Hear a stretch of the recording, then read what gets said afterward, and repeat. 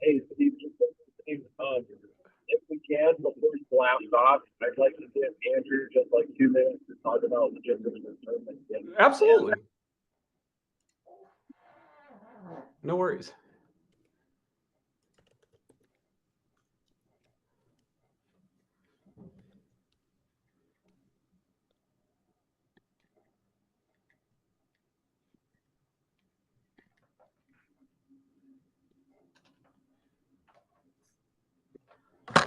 Ah.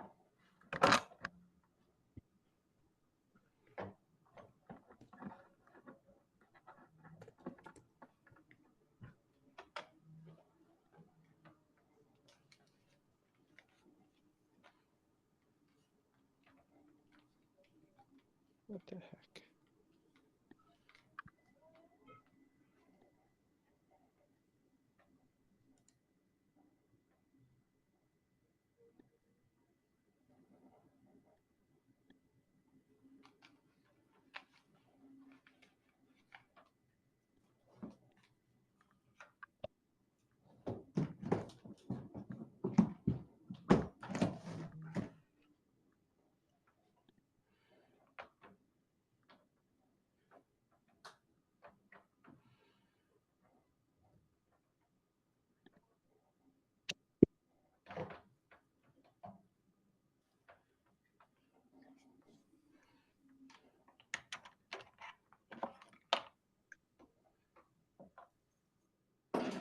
Percent of forestry vehicles sold in the last 10 years are still on the road today. That's more than RAV4 or CR.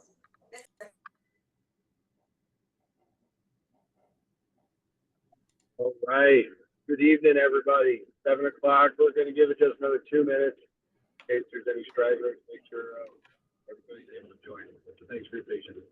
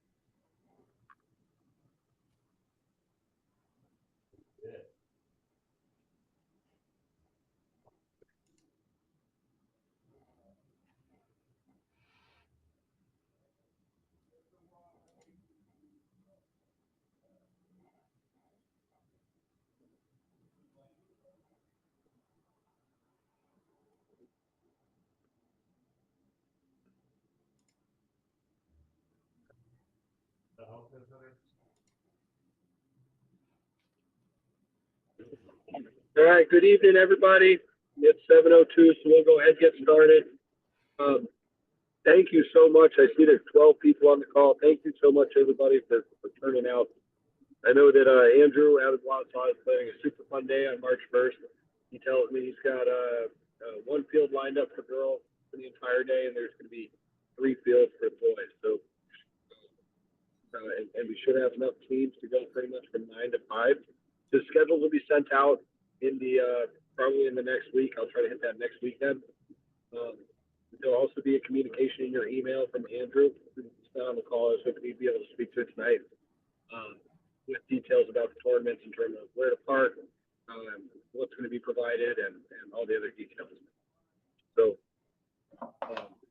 if there's no questions on the tournament, then we'll hand it over to Steven Perez, the Director of Training and Official Development, if I'm getting that right, for WILOA, the Wisconsin Lacrosse Officials Association. Thanks, Steven, for doing this. And Quick question on the sixes. Do you know if they're like doing JV boys in the morning and varsity in the afternoon or something like that?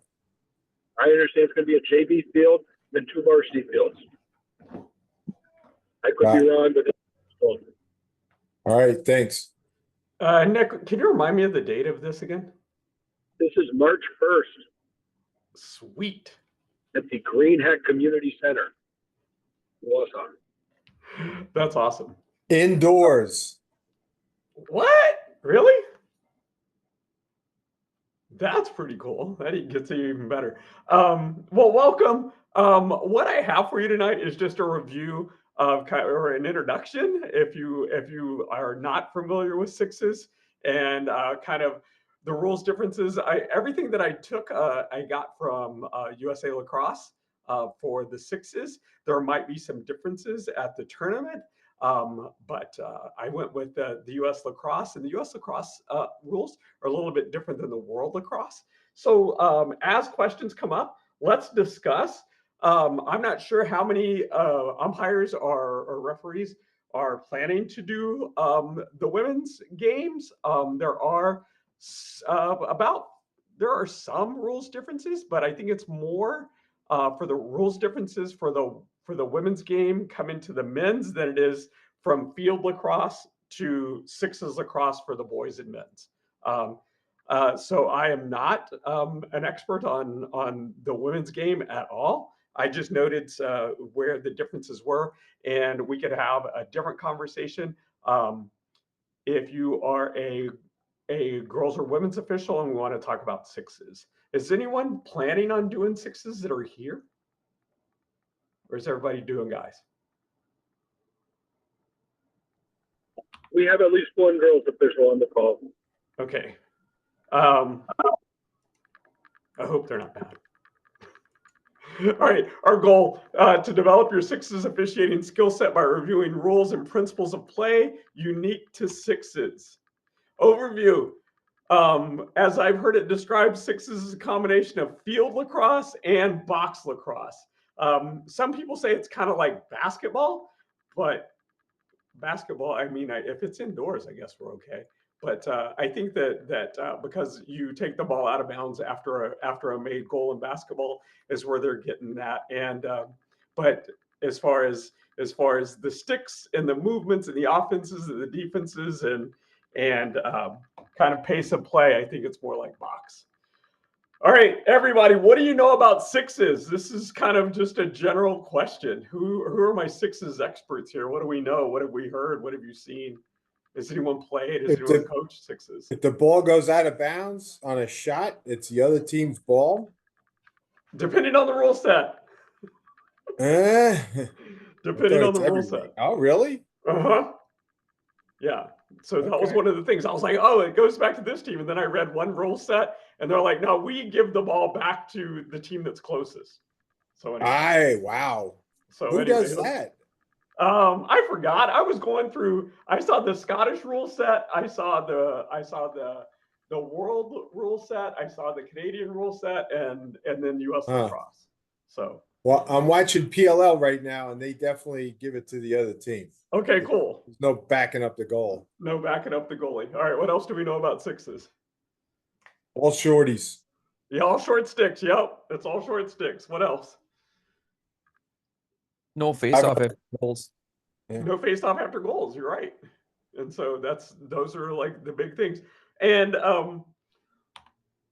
so this a little bit about sixes intent. It was developed by World Lacrosse in I believe 2017 with the intent to decrease specialization. Thus, there's no fogos and no deep holes. So they wanted to bring field lacrosse in a less specialist players to give developing nations kind of a chance. And with the fact that after a goal, the goalkeeper gets it and throws it, each team is assured of almost 50% possession of the ball. And so that was kind of like where the rules came from and why there's no long poles and fogos. We only have a face-off to begin of the quarter and at the beginning of the game. So the field, just to review, it's 70 meters by 36 meters. There is 2 zones. There's the offensive zone and the defensive zone. There's one player that can be offsides that we'll get to, and that's the goalie. So players and equipment. I don't know how strict we're going to be on this, but according to U.S. Lacrosse, we have 14 players on the roster with a minimum of 1 goalkeeper. To start a game, you must have 5 plus a goalkeeper, and you must have 5 field players and a goalkeeper on, and 1 goalkeeper per team on the field at all time. Question so far? Everybody's familiar with that. Hey, Steven, do you have What's up, buddy? a presentation you're doing? Yeah. I just don't have any video. That's it. Are you guys not seeing it?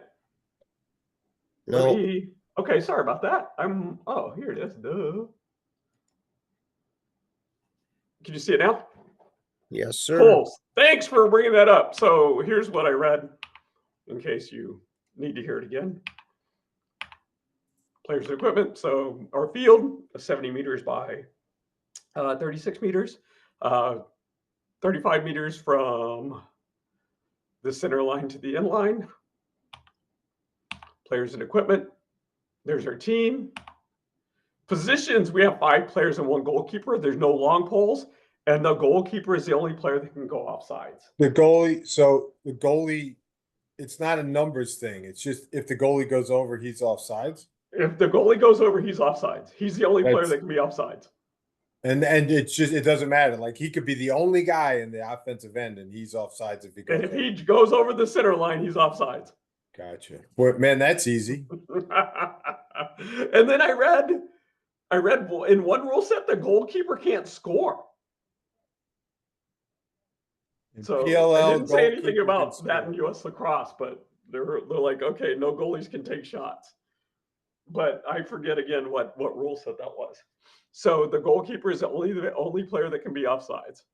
And if he is offsides, we're just going to stop the ball. We'll get to that. So gameplay is pretty simple. Face-offs, each quarter will begin with the draw at the center of the field. And all this is taken directly from the U.S. Lacrosse rules. And each overtime period will begin with a draw at the center of the field. Possession. Okay, so the possessions is there's a couple of different possessions and a couple of different restarts. If I go too fast, tell me to slow down and we can slow down. Possession at the end of the quarter, except when the last quarter ended with an extra player situation, the team who ended the period with possession will be awarded possession, same relative position on the field to start the next quarter. So what is confusing about this? It's like boys high school. If you have possession and a man and a player advantage, you're gonna keep the ball. What's confusing about this? It says when the last quarter. That doesn't mean the fourth quarter. It means when the first period ends or the second quarter ends or the third quarter ends. So it says last as the preceding quarter, not only in the fourth quarter. What questions are there? So again, in U.S. Lacrosse, we're going to start every quarter and the game with a face-off. If there is a man advantage situation and a team has possession at the end of the period, they're gonna keep possession, and we're going to start in the same relative position at the beginning of the next quarter. If the ball is loose, then we're going to have a face-off. Okay, restarts. If I don't know, I believe in women's and girls, there is a self-start. In sixes, everything starts and stops with a whistle. So restarts after a live ball play. So we have a loose ball foul. We're going to give the ball to someone else. Play starts and stops on an official's whistle. In sixes, all players must be 2 meters away for free positions. So they have to be at least 2 meters away. And because this is a direct adoption of World Lacrosse, you don't be that guy. It's like, oh, it's 2 meters, not 2 yards. And so it's 2 meters, but it's close enough. If they were using a football field, let them get 2 yards away. The penalty dot is the dot that we use for the faceoff, and it's in the middle of the field. And we're going to use that the ball will start there if there is a penalty. This is like box lacrosse, where you're going to give the team with the advantage the ball in the middle of the field at the center of the field, and then they can come in. So it's different than field lacrosse, where you start at a relative position closest to where the foul occurred. For a penalty, a time-serving penalty, you're going to restart with the ball in the middle of the field. What questions are there? It's going to be different. Restarts after a goal.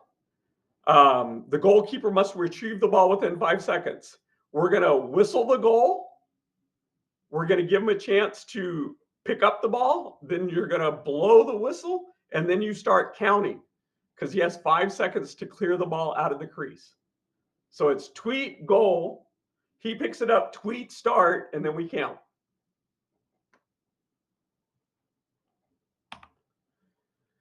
Restarts after an out of bounds.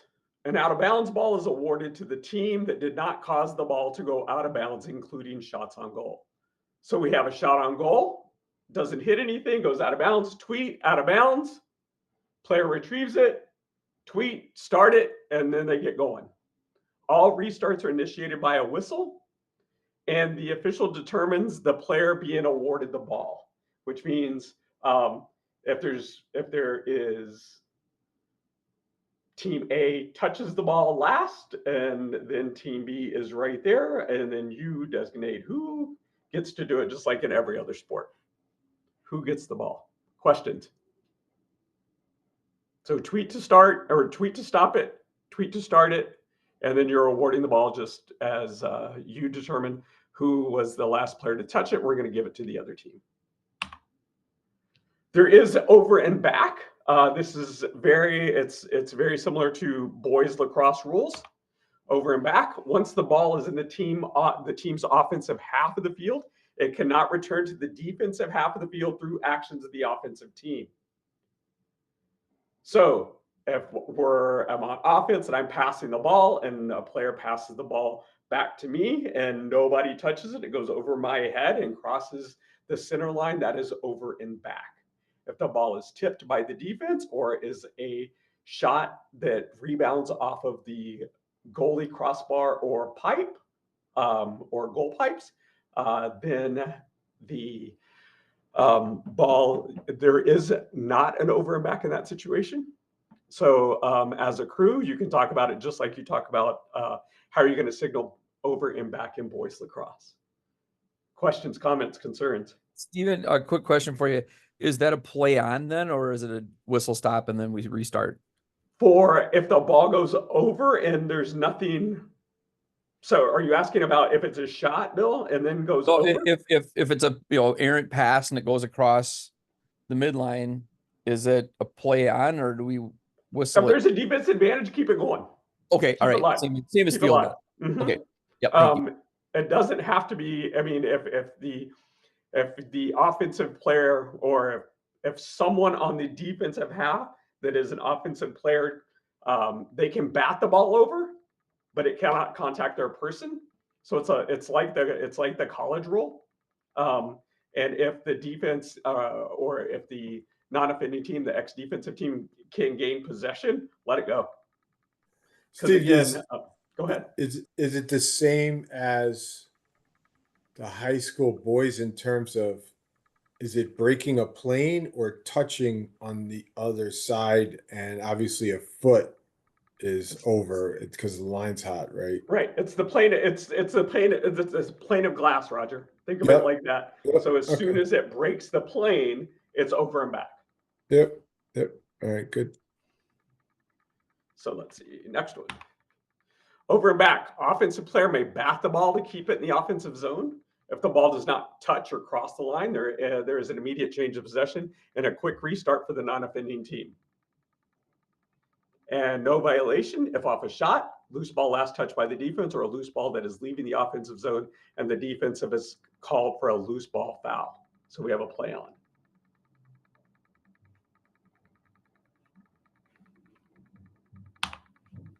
Shot clock. The shot clock is 30 seconds, and the shot clock starts when a team gains possession. So say we have a goal, blow it, blow the goal, blow the restart, counter 5, and the 30 seconds should have started whenever the goalie picks it up. Generally, the rule of thumb is give them 3 to 5 seconds if the clock doesn't restart. Shot clock resets in alphabetical order. We're going to have a shot clock, or we're going to reset after a change of possession, after a goal is scored, after a loose ball technical foul that is committed by the defense and the offense regains or gains possession. So that mechanic is a play on. Okay, offense gains or regains, then we're going to go through reset 30. And then they should reset it. If it doesn't reset, then go ahead and stop play, reset the clock, and then restart play. If we're going to reset the clock before restarting play after stopping for a defensive injury, the shot clock does not reset for an offensive injury or an offensive timeout. Before restarting after official assess a time servant penalty. You're going to reset when a valid shot hits the goalkeeper within the crease. Sixes has the language of it hits the goalkeeper within the crease. So if he's outside of the crease and the ball hits him, that's not a reset. Where in college, if it's a legitimate shot at goal and the goalkeeper is outside of the crease, then it still would be a reset. So this is different. If you're a college official, then that's one of the things that's going to be different. And then a valid shot hits the goal pipe or crossbar. As a reminder, a valid shot is above GLE. And so if the player is below GLE, goal line extended, it cannot be a valid shot. Questions, comments, concerns? Yeah, I have a question. Hey, it's probably more towards Andrew. Are we gonna have shot clocks visible there, 2 per field, or what's going on with that? What am I looking at or am I doing that on my count?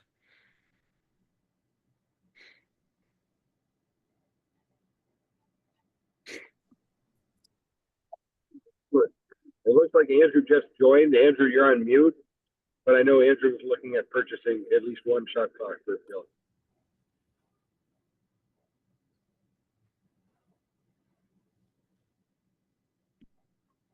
Thank you. Matt, can I help out with managing 1 shot clock, or like what is like positioning, or what do we do with it? If I can help with that, I'd be happy to. Usually it's in the center of the field. Yeah, what would your suggestion be if we only had 1 shot clock? It's in the middle of the field where both benches can see. So opposite the bench, or It the would bench be opposite on the the same side? benches. I guess I don't even know that. Are the benches on the same side? Usually they are. Yeah, they are. Yeah. So you would put the shot clock opposite the benches in the middle of the field, and then as a crew, it would probably be best for the official that is facing the clock. So you don't, if you're the trail on one end, you might be able to look at it. If you're the lead, you might have to look over and across to see it. Hey guys, can you hear me? Yep. Sorry, I was struggling here. Figured out where the mute button was. Okay, so we do have shot clocks. The plan is to have 2 shot clocks per field on tripods, so you can see them, and so the players can see them. So that is the plan. Awesome. That sounds great. Thank you, Steve. As a backup, I would suggest bringing your 20, and then you flip the 20 and count 10. Yes. Yep. So whenever you lose As a backup, clock, the protocol is you have someone starts at 30, and then you go 30, and then you can count down from 20, and then 20 to 10, and then the last 10 seconds are enumerated. So it'd be 10, 9, 8, 7, 6, 5, 4, 3, 2, 1, and then violation. And so, yeah, having that 20-second timer is good.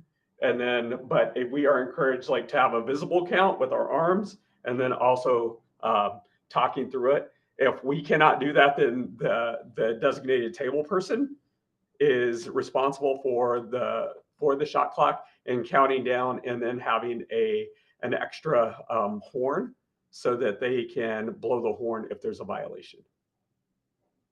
I would encourage the officials to be prepared and kind of take leadership of that if the shot clock goes out, to keep track of it, because a lot of times the table people are not used to it, and then it leads to greater conflict with coaches, and can escalate a situation. But if we have our timers, then we can count it, and it happens sometimes.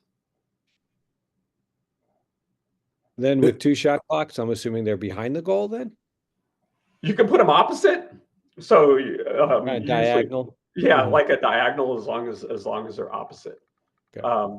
It's hard to have them both on the same side, because then most people have them opposites or behind the goal.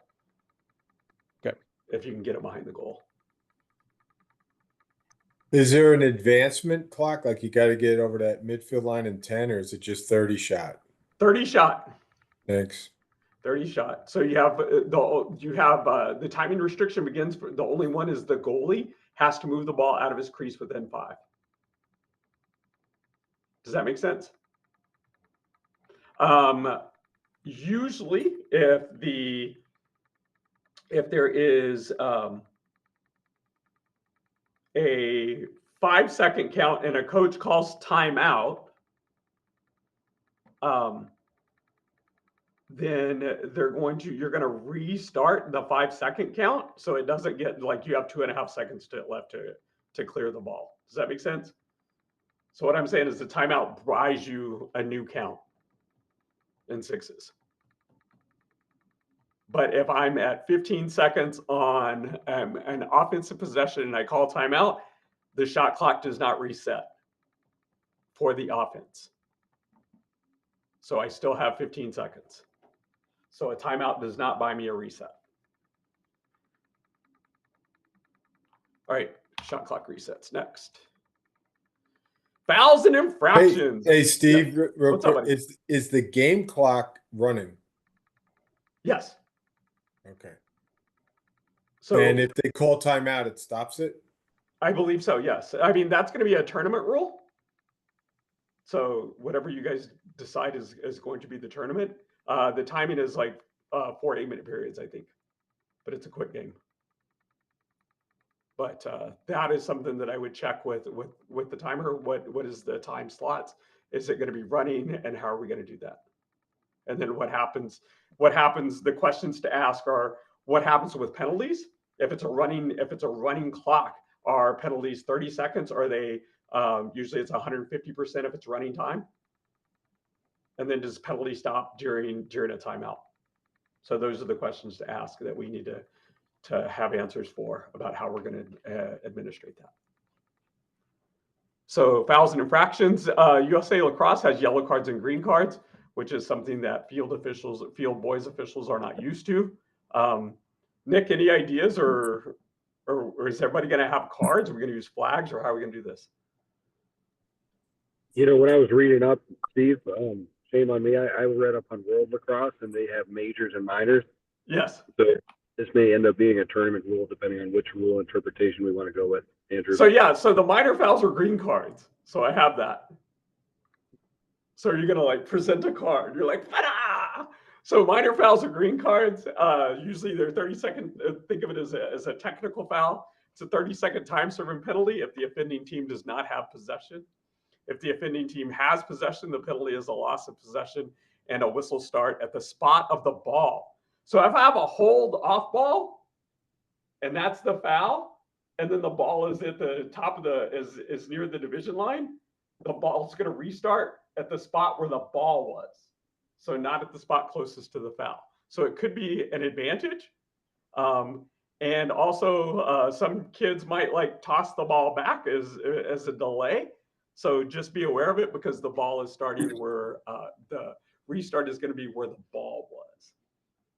So let's see. Minor fouls, green cards, conduct by it's a conduct foul instead of in sportsmanlike. So if a player says something or a team official says something or a coach says something, stop conduct is a green card. Holding, illegal equipment, illegal pick, illegal procedure, interference with stick or body, offsides only on the goalie, pushing, warding, or withholding the ball from play are green cards or turnovers. Major fouls are yellow cards. Yellow cards are 1 minute time serving penalties. And these are cross checks, illegal body checks, illegal stick, slashing, tripping, unsportsmanlike conduct, and unnecessary roughness. Questions, comments? Pick rules same as field as opposed Yep, to everything's right? got to be set. And I remember the intention of sixes was to be less body contact, if you Yes. will, or maybe could you just put some color to that, Steve? Yeah, so they want, as you can see, like it's a combination. It's supposed to be the quickness of box, but box is way more contact. And so in the next slide where you see like illegal body checks or intentional deliberate contact, those are expulsion fouls. That's not like a 3 minute foul. You're gone for the game. So like I can show you, Roger. So expulsion fouls, offending player leaves the game in the in-home serves 2 minutes, time served and penalty. So it's deliberately body checking in the head, neck area, or from behind. So any contact to the head and neck is an expulsion foul. So the player's removed and the in-home serves for 2 minutes full time. So that's one way where they are trying to get rid of like the deliberate intentional big hits. Does that make sense? And so expulsion fouls are fighting and then using threatening, abusive language and or misconduct towards the officials. So picks and screens be set, our screens for the girls. I think girls and women's officials that are in now have more, there's going to be more contact for the girls and less contact for the boys. So the screens are supposed to be set. Screening and contact is something that doesn't happen in the girls game. So, but there's more opportunity to do that in sixes. But the hard deliberate fouls from boys lacrosse are not are expulsion fouls in sixes. Questions, comments? Is what would be a legal body check in guys field legal in sixes? Yeah, but whatever. But let's look at the word deliberate. Deliberate body checking in the head or neck area. And- But So if I hit you, if I had Steve hands together, I pop you in the chest, now everything's legal. that's legal. Right? That's legal. That's Okay. legal. Thanks. So yeah, but like deliberate contact to the head and neck, that instead of a 3 minute foul or a 2 minute foul, that's an expulsion foul. So good questions. Middle approach to sixes is this: be quick. The game is designed to be fast. Restart should be immediate. Blow the whistle and get the game going. Do not be the one to slow it down. In working with officials that field officials that transition to box, there is an expectation of get the ball going. And field officials often struggle because they want everything to be set and they want everybody to be still. And that isn't necessarily the case in sixes. A kid can be jogging, they get it, and they're going, let them go. If the ball is shot and it goes off the crossbar and it ends up and it crosses the line and the defense is running to get it, let it go. So try to get in the flow of the game. It's designed to be quick. The game is designed to be fast. So I know field officials, oftentimes we want to talk to players after a foul because we have that long pause in reporting and making sure everybody knows what's going on. We don't have time to do that in sixes. You know, if there's a goal, signal, blow it, goalie has it, blow it, and let's go. So it's going to be fun. It's going to be fun. Get it going. So that's all I had in terms of review and introductions and kind of differences. But it's a different game. It's a different game. If you have the opportunity, watch some of the World Sixes. It's quick. Watch the PLL last year in their playoff series. It's happening right now. I'm watching it right now. Yeah, they had different formats, and so Question. one of them was sixes. What's the deal for sixes on crease dive? There is no difference that I saw or I didn't see any specific rules prohibiting it. So again, if player shoots the ball and the ball is in the net before he touches the crease, it's a good goal. There is no goal mouth like in college. And it's close to being with box in that the player, as long as the ball is in the net before he touches the crease, it's a good goal. So there is no goal mouth. Obviously, there's no contact with the goalie. So it's not the high school rule at all, where so like I can dive, man, right? That's what I understood. There's no prohibitions.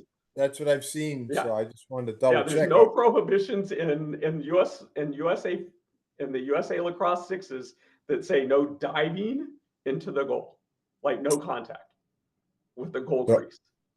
So I can just dive, score, Yep. land, and it's legal. Andrew, are we going to have a different rule? No, crease dives are legal, so I think it's an exciting thing. Oh man, I want to play and not officiate. Steve. Is that pissing me off? Is that across girls too, or is girls still can't enter the goal circle at all? Kevin, for the girls, there's most of the girls' rules that talk about crease play have to do with stacking and giving them extra width, but there was no prohibition. Like in the USA lacrosse rules, it says rules, and then there'll be parentheses different. This is different than girls' rules. So like the double stick length, or like having a stick in a horizontal position, and girls is prohibited, but in sixes it's okay. Okay.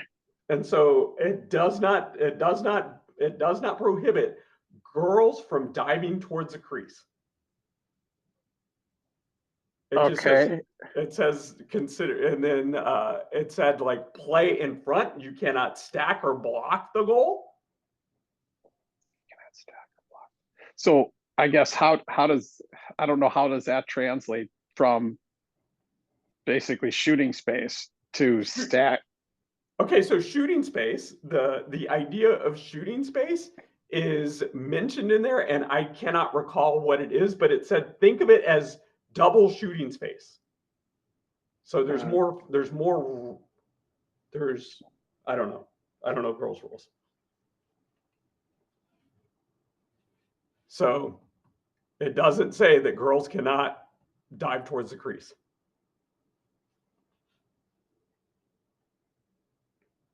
Yeah, that's interesting, because girls then defense would be able to enter the crease, correct? Yes. The girls PLL game, man, they're diving, man. It's like crazy. It's awesome. So in sixes, defensive players can enter the crease.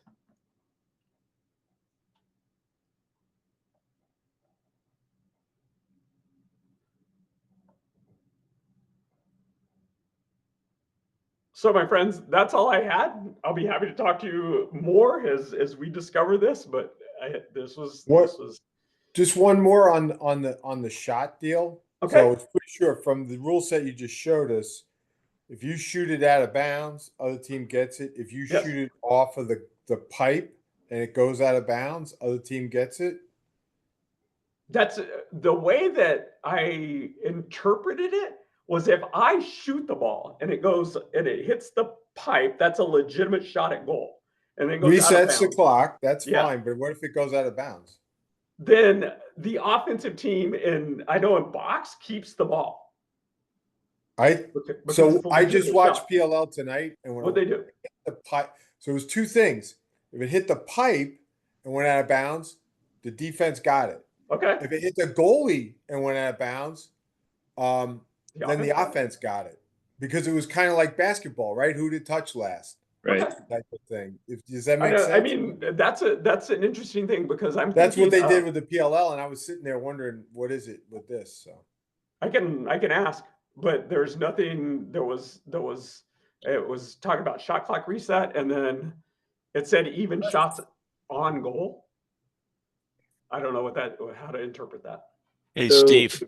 Yes. Yeah, Sorry. I did a little bit of sixes a couple years ago, and What'd it you is last touch out of bounds. Last touch out of bounds. Okay, so Yep. if it's off the goalie, If it's off the goalie, it goes to the offense. cool. Right. Thanks, Dave. Yep. Thanks, Dave. That's awesome. Dave. Any other questions? I had a couple questions. Maybe this is more for Andrew. We're doing 40-minute run game time, or is it going to be split into halves? Yeah, I was just gonna say, first of all, thanks for you guys for signing up and participating in this. When I was dreaming this up this summer, I was just looking at the USA Lacrosse Sixes rules and kind of going off of that when I was thinking about this. But my plan is to run 8-minute running clock. Obviously, if there's a timeout, we'll stop the clock. So 8-minute running clock. And yeah, the goal is to get the games done in around 45 minutes and then get the next game going on the hour. And then how many timeouts are you gonna like? That's a great question. That came up, so I'm like, okay, I just be nice to know before going in that we know. Yeah. Yeah, I don't know if what you guys have been looking through, if there's a different like Wisconsin rule book you're using or what, but whatever we use is fine. I mean, if we say 2 timeouts for the whole thing or 2 timeouts for half, I don't really care. I guess I'll take your recommendation on that. So you have 8-minute running quarters. What is the time between quarters? In the book, it's 2 minutes. Yeah, I think we can Okay, do that. and you want to have a 5-minute halftime? We could do that, yeah. Okay, so that's, what do we got? So 32, 36 minutes, and you have 45. If in running time games, if you give coaches like 1 timeout per half with no timeouts under 2 minutes, that keeps the games kind of on track. Because a single timeout of like 30 seconds usually ends up being a minute to a minute and 15 seconds. Sure. Getting them in and out. Well, Okay. since it stops the clock, you would want to be able to call a time with 2 minutes left. If it Yeah, I stops the think so. clock, I mean, if you are doing stop time, you can. If it's running time, most tournaments don't allow timeouts under the last 2 minutes because then a coach just eats up the time. Right, that's what I was saying. Is so Andrew, you got to think about if you call timeout, does it stop the clock? If it stops the clock, then you'd allow it with 2 minutes or Yeah. under. I can't imagine. I think if you call a timeout, you'd want the clock to stop. Yeah, But some tournaments don't. They have running time timeouts. And so that's field where you're playing a ton of more time than this. I think you wouldn't want to chew up time on timeouts. I think. No, I would like the clock to stop on timeouts because It's only 24-minute game, right? Yeah, So, 32-minute game. Yeah. yeah, 32. yeah, 8 minutes, it sounds short, and with a running clock, it's going to go fast, but I did it. We had a Sixes little thing the last weekend, and they get tired. I mean, they're running nonstop. It's very tiring. It's very fast. So, do you guys have other questions for me about the field setup or The only other how the question tournament's going to run? with the cards, like, do do we need to go get cards, or are you gonna have cards for us, or are we throwing flags? We could just call major and minor, right? Call what I it, said. away we go. I don't have cards. If you guys want to do the card thing, I think that's fine. But I mean, I was kind of in my mind thinking just regular flags, and we could just do it that way. But Okay. whatever you guys want. Hey, Andrew, a question I had before you joined. Do you know, are you like doing JV in the morning? I know there's multiple fields and then varsity in the afternoon, or how are you splitting it up? Well, we have 4 fields, so I was going to have 2 fields for varsity boys, and then 1 field for JV, and 1 field for the girls. So I was just going to run it all at the same time, starting around 9 in the morning. That's the plan right now. I just want impact on the schedule if possible. So yeah, cool. I mean, would you prefer JV first, so then some of those No, guys no. can play? I or- just thought I'd like to watch some of the games and be off just because I'm old and Yeah. And also get I'd it. like to see my guys. So yeah. Okay. You know, yeah. I'll work on that offline. The Okay, only- sounds good. the I only- had one other question, Steve. Is it the regular field face-off mechanics to the extent you have 3 face-offs or potentially 4 if you have it overtime? You are going to, that isn't specified, but I would say that yes, use the NFHS face-off mechanics and rules. So tops, stops, everything's normal like that. So Thanks. The only weird question I had, Andrew, is I've not been in the Green Heck Center yet. Or what are we thinking in terms of like dress for officials for that day? Is it warm enough in there for shorts and short sleeves, or shorts and long sleeves? What, Yeah, it's plenty warm. Okay. Yeah, you can wear whatever you're comfortable with. all right.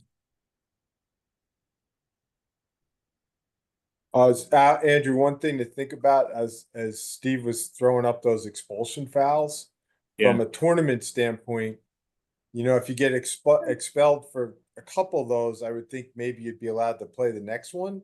But if you got expelled for fighting, maybe you don't get to play anymore. I don't know. Just something for you to think about. You don't have to answer it here, but they're pretty strict on those expulsion fouls. If a kid hits a kid in the head, but he didn't mean it, Right. That's different than starting swearing a at the fight. ref or something like that. Yeah. Yeah, swearing at Bill. All right. Yeah, that's a good. What if refs swear at other refs then? Is that?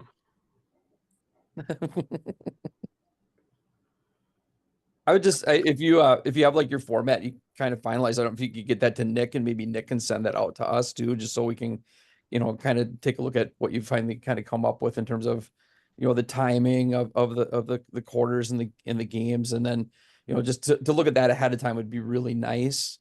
Yeah.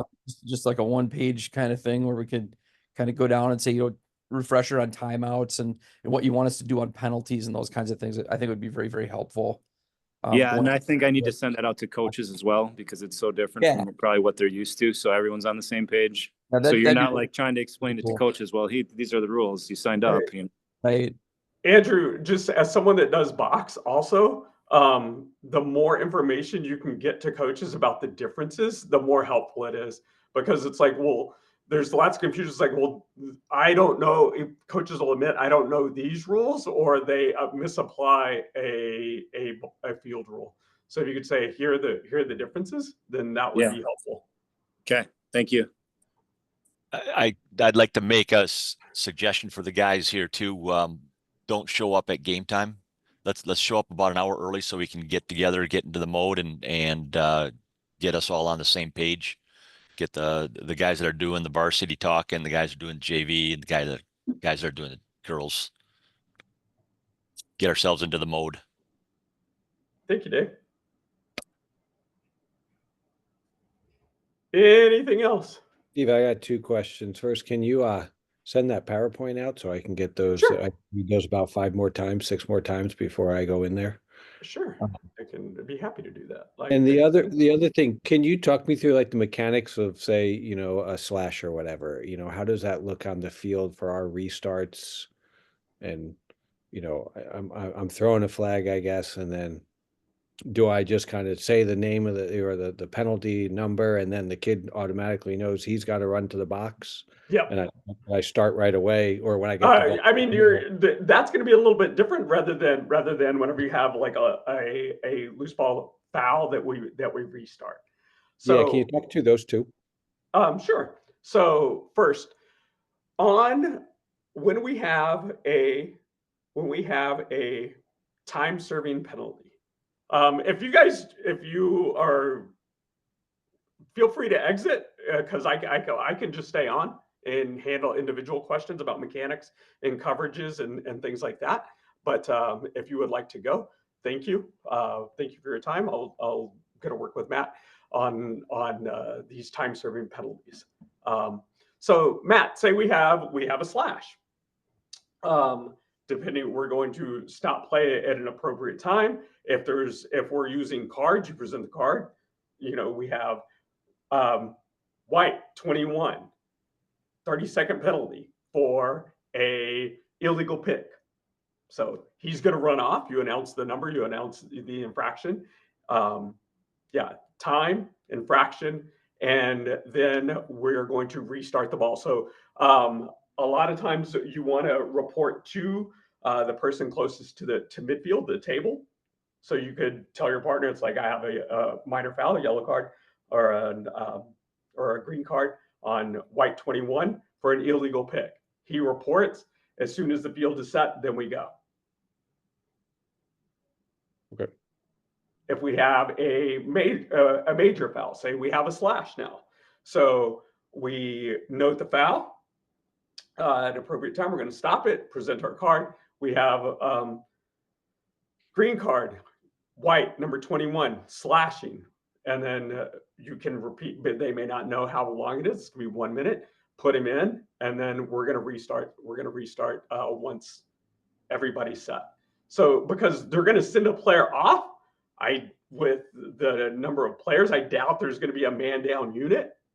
Mm-hmm. Yep. But we give them time, like, okay, he's off. Now we're going to go. You know, you could double check with the coach. Do you have your players ready? And then chop it in. And Does Steve, that make sense? Yeah, it does. Do both those restarts start at the dot in the middle? Yes. Okay. Any time serving penalty is going to start at the face-off dot area, which is, I mean, you can be like, okay, we're going to start here. What I try to do is just whenever I turn around from reporting at the table, that's where I want the player to be. And so I don't want him cheating super close. So I try to be within 5 yards of the center line. And so that's where I'm going to restart the ball. Bill, you had a question? Yeah.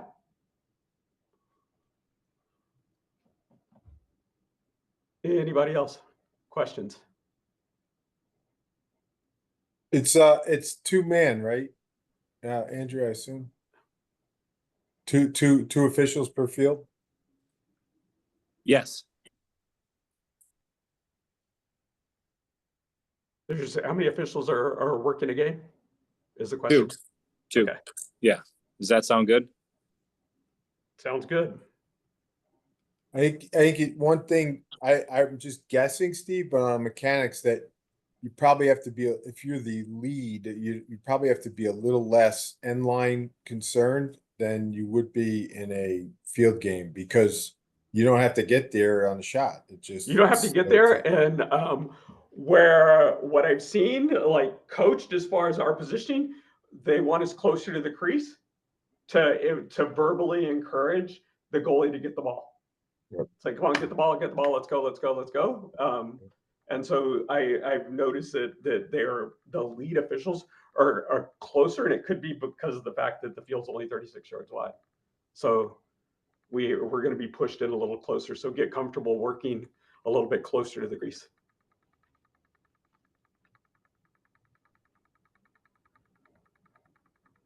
Any other questions? Are you going to send this out, this video? I can. I mean, usually whenever we have WILOA meetings, the feed will be available on the website. So we're recording it, so it'll be there, and then I can I can send Nick the link to the PowerPoint, and then we can That'd share be- it that way. That'd How be does that great. sound? Well, Yeah, is that's that great. helpful? Yes. Okay, cool. All right, my friends. Anything else? Roger, is that it? You waving by? All right. Thank you. I get a Thanks, copy Nick. of that Thanks, PowerPoint Steve. too. I didn't hear you. Can I get a copy of the PowerPoint as well? Yeah, I'm gonna send it to Nick. I'll send Okay. I'll send the PowerPoint to Nick, and then he has all your emails, so that we can get it that way. But thanks, guys. Thank you. Thank you. Thanks. All right, we'll see ya. See ya. Thanks, Steve.